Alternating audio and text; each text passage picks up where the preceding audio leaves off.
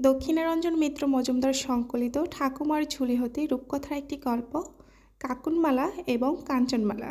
কাকুনমালা কাঞ্চনমালা গল্পে রাজপুত্রের সঙ্গে এক রাখালের বেশ বন্ধুত্ব ছিল।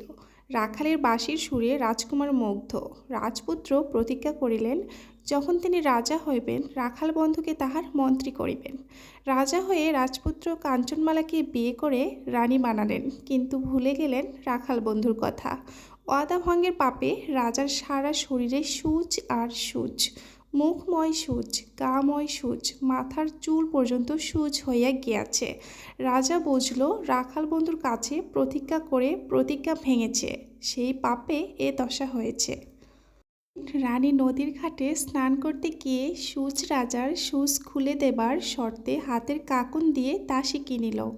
রানী গলা জলে নেমে ডুব দিল, আর দাসী চোখের পলকে রানীর কাপড় পরে রানীর গহনা গায়ে দিয়ে রানী সেজে বসে রইল। রানী কাঞ্চনমালা এক ডুবে হয়ে যান দাসী, আর হাতের কাকুনে কেনা দাসী হয় রানী। কাঞ্চনমালায় যে প্রকৃত রানী তা কিন্তু আবার প্রমাণিত হয় রানীর পিঠা বানানোর এবং আলপনা দেওয়ার নৈপুণ্য দেখে, অর্থাৎ গৃহকর্মে তিনি কতখানি নিপুণ তা সাপেক্ষে নিজের গুণে নয়, রাজার রাখাল বন্ধুর কৌশল এবং প্রচেষ্টায়।